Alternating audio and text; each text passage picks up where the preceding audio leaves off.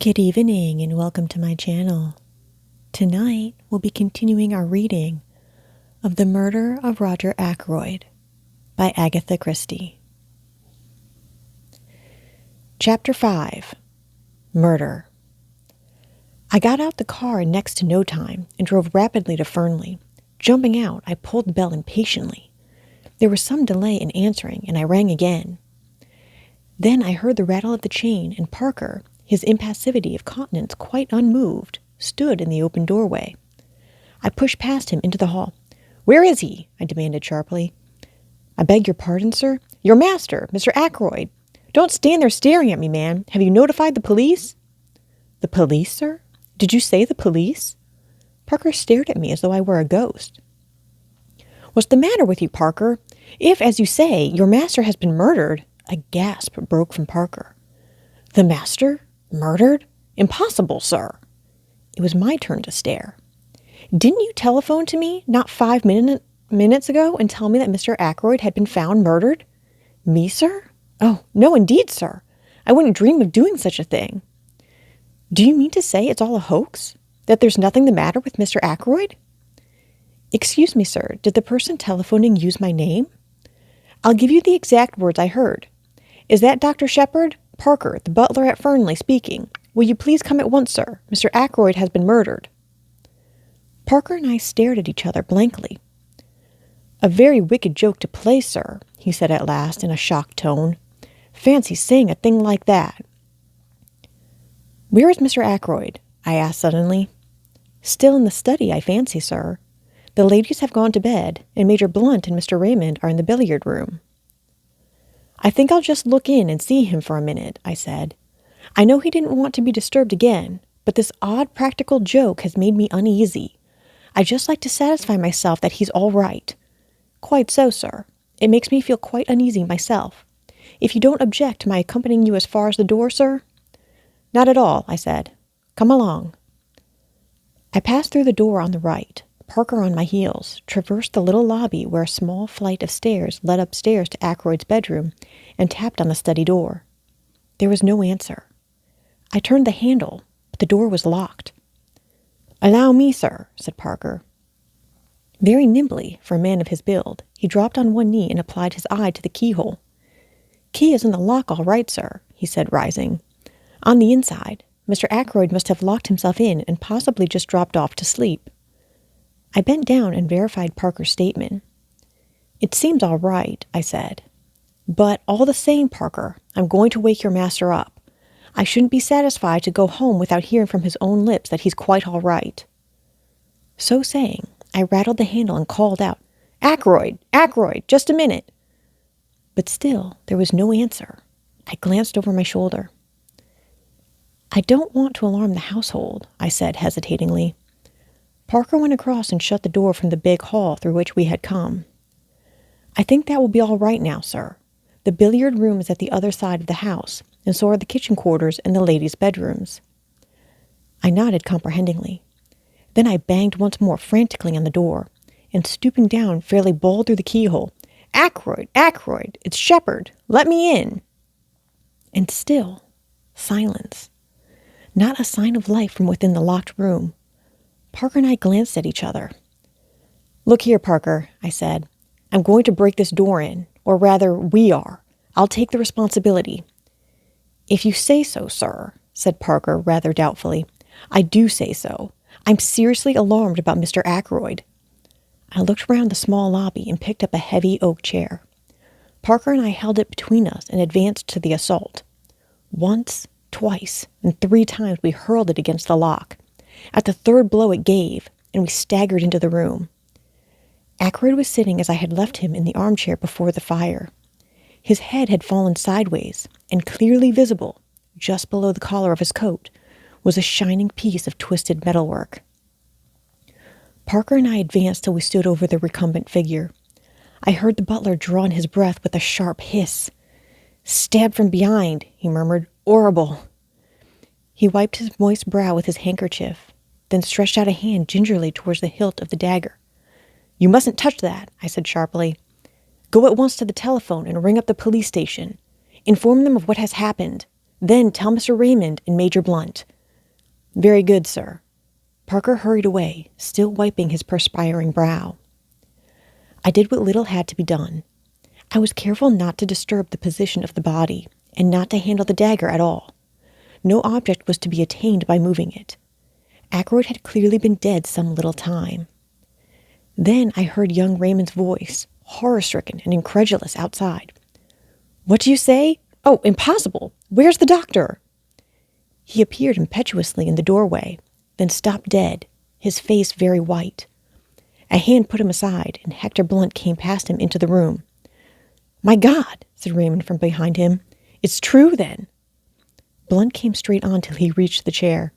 He bent over the body, and I thought that, like Parker, he was going to lay hold of the dagger hilt. I drew him back with one hand.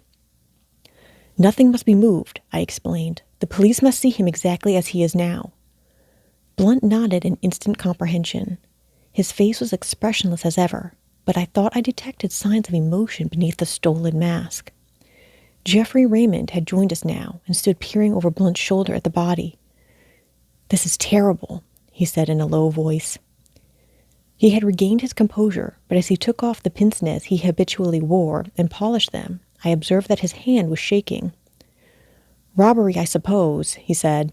"How did the fellow get in? Through the window? Has anything been taken?" He went towards the desk. "You think it's burglary?" I asked slowly. "What else could it be? There's no question of suicide, I suppose." "No man could stab himself in such a way," I said confidently. "It's murder right enough. But with what motive?" "Roger hadn't an enemy in the world," said Blunt quietly. "Must have been burglars. But what was the thief after? Nothing seems to be disarranged?" He looked around the room. Raymond was still sorting the papers on the desk. "There seems nothing missing, and none of the drawers show signs of having been tampered with," the secretary observed at last. "It's very mysterious." Blunt made a slight motion with his head. "There are some letters on the floor here," he said. I looked down. 3 or 4 letters still lay where Ackroyd had dropped them earlier in the evening. But the blue envelope containing Mrs. Farrar's letter had disappeared. I half opened my mouth to speak, but at that moment the sound of a bell pealed through the house. There was a confused murmur of voices in the hall, and then Parker appeared with our local inspector and a police constable. "Good evening, gentlemen," said the inspector. "I'm terribly sorry for this. A good, kind gentleman like Mr. Ackroyd. The butler says it is murder. No possibility of accident or suicide, doctor?" "None whatever," I said. A bad business." He came and stood over the body. "Been moved at all?" he asked sharply. "Beyond making certain that life was extinct, an easy matter. I have not disturbed the body in any way. And everything points to the murderer having got clear away, for the moment, that is. Now then, let me hear all about it. Who found the body?" I explained the circumstances carefully. "A telephone message, you say? From the butler?" "A message that I never sent," declared Parker earnestly. "I've not been near the telephone the whole evening. The others can bear me out that I haven't." "Very odd, that. Did it sound like Parker's voice, doctor?" "Well, I can't say I noticed. I took it for granted, you see." "Naturally. Well, you got up here, broken the door, and found poor Mr. Ackroyd like this. How long should you say he had been dead, doctor?" "Half an hour at least. Perhaps longer," I said. "The door was locked on the inside, you say? What about the window?" "I myself closed and bolted it earlier in the evening at Mr. Ackroyd's request." The inspector strode across to it and threw back the curtains. "Well, it's open now anyway," he remarked. True enough, the window was open, the lower sash being raised to its fullest extent. The inspector produced a pocket torch and flashed it along the sill outside. "This is the way he went, all right," he remarked, "and got in. See here." In the light of the powerful torch, several clearly defined footmarks could be seen. They seemed to be those of shoes with rubber studs in the soles. One particularly clear one pointed inwards, another, slightly overlapping it, pointed outwards. "Plain as a pikestaff," said the inspector. "Any valuables missing?" Geoffrey Raymond shook his head. "Not so that we can discover. Mr. Ackroyd never kept anything of particular value in this room." Said the inspector. "Man found an open window, climbed in, Saw Mr. Ackroyd sitting there. Maybe he'd fallen asleep. Man stabbed him from behind, then lost his nerve and made off. But he's left his tracks pretty clearly. We ought to get hold of him without much difficulty. No suspicious strangers been hanging about anywhere?" "Oh," I said suddenly. "What is it, Doctor?" "I met a man this evening, just as I was turning out of the gate. He asked me the way to Fernley Park." "What time would that be?" "Just 9 o'clock. I heard it chime the hour as I was turning out of the gate." "Can you describe him?" I did so to the best of my ability. The inspector turned to the butler. "Anyone answering the description come to the front door?" "No, sir. No one has been to the house at all this evening." "What about the back?" "I don't think so, sir, but I'll make inquiries." He moved towards the door, but the inspector held up a large hand. "No, thanks. I'll do my own inquiring. But first of all, I want to fix the time a little more clearly. When was Mr. Ackroyd last seen alive?" "Probably by me," I said. "When I left at, about 10 minutes to 9. He told me that he didn't wish to be disturbed, and I repeated the order to Parker." "Just so, sir," said Parker respectfully. "Mr. Ackroyd was certainly alive at 9:30, put in Raymond, "for I heard his voice in here talking." "Who was he talking to?" "That I don't know. Of course, at the time, I took it for granted that it was Dr. Shepherd who was with him. I wanted to ask him a question about some papers I was engaged upon, but when I heard the voices, I remembered that he had said he wanted to talk to Dr. Shepherd without being disturbed, and I went away again. But now it seems that the doctor had already left?" I nodded. "I was at home by 9:15, I said. "I didn't go out again until I received the telephone call." "Who could have been with him at 9:30? queried the inspector. "It wasn't you, Major Blunt," I said. "Major Hector Blunt?" asked the inspector, a respectful tone creeping into his voice. Blunt merely jerked his head affirmatively. "I think we've seen you down here before, sir," said the inspector. "I didn't recognize you for the moment, but you were staying with Mr. Ackroyd a year ago last May." "June," corrected Blunt. "Just so, June it was. Now, as I was saying, it wasn't you with Mr. Ackroyd at 9:30 this evening?" Blunt shook his head. "Never saw him after dinner," he volunteered. The inspector turned once more to Raymond. "You didn't overhear any of the conversation going on, did you, sir?" "I did catch just a fragment of it," said the secretary. "And supposing as I did that it was Dr. Shepherd who was with Mr. Ackroyd, that fragment struck me as distinctly odd. As far as I can remember, the exact words were these. Mr. Ackroyd was speaking. 'The calls on my purse have been so frequent of late,' that is what he was saying, 'of late that I fear it is impossible for me to accede to your request.' I went away again at once, of course, so did not hear any more. But I rather wondered because Dr. Shepherd does not ask for loans for himself or subscriptions for others," I finished. "A demand for money," said the inspector musingly. "It may be that here we have a very important clue." He turned to the butler. "You say, Parker, that nobody was admitted by the front door this evening?" "That's what I say, sir."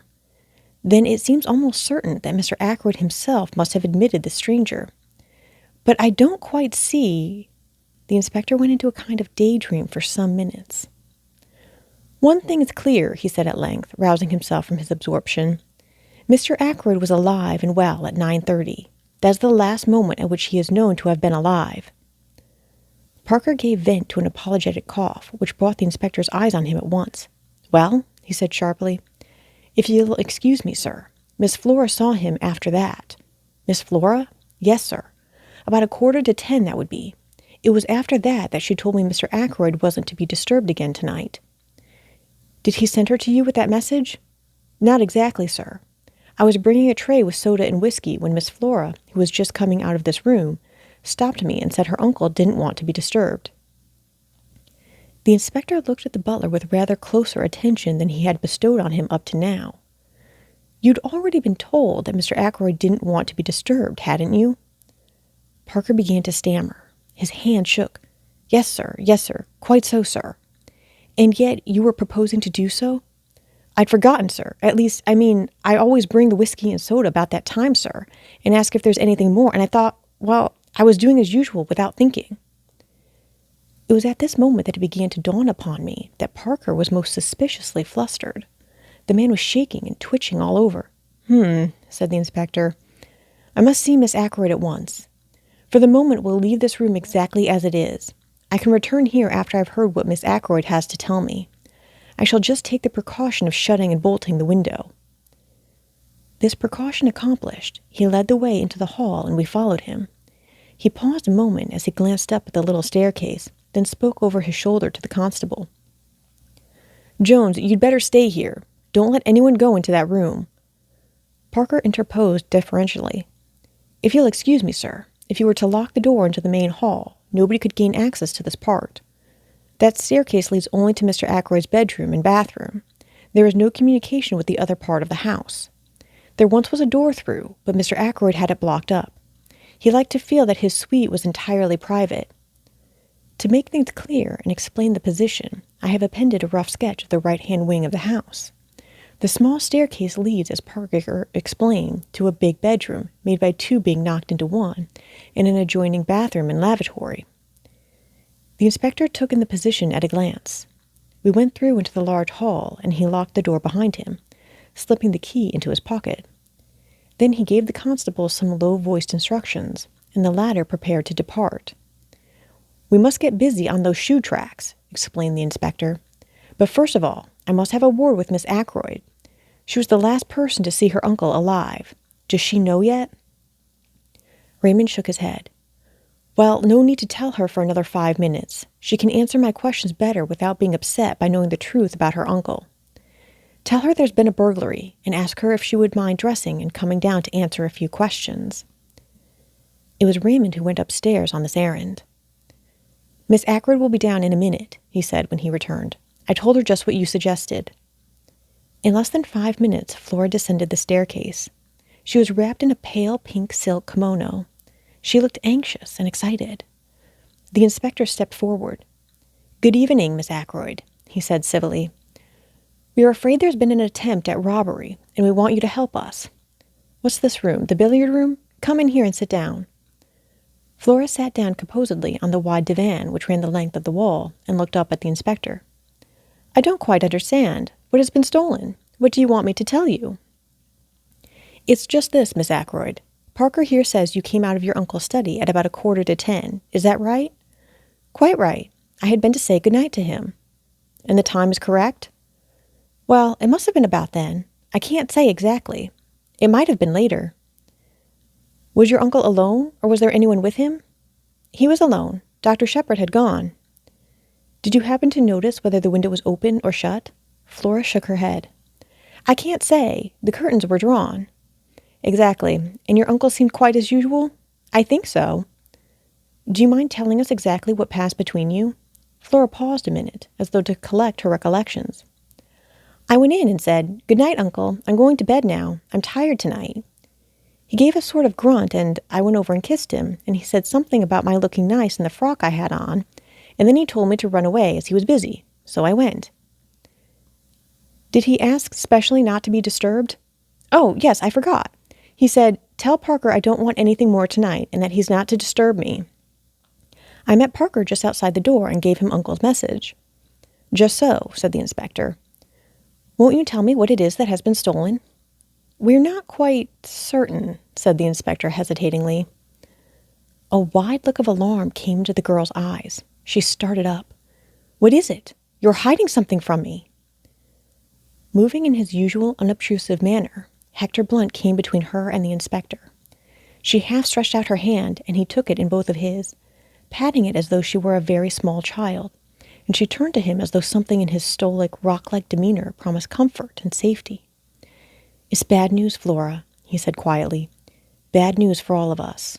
Your Uncle Roger—" "Yes?" "It will be a shock to you, bound to be. Poor Roger's dead." Flora drew away from him, her eyes dilating with horror. "When?" she whispered. "When?" "Very soon after you left him, I'm afraid," said Blunt gravely. Flora raised her hand to her throat, gave a little cry, and I hurried to catch her as she fell. She had fainted, and Blunt and I carried her upstairs and laid her on her bed. Then I got him to wake Mrs. Ackroyd and tell her the news. Flora soon revived, and I brought her mother to her, telling her what to do for the girl. Then I hurried downstairs again. Thus ends Chapter 5 of the Murder of Roger Ackroyd by Agatha Christie.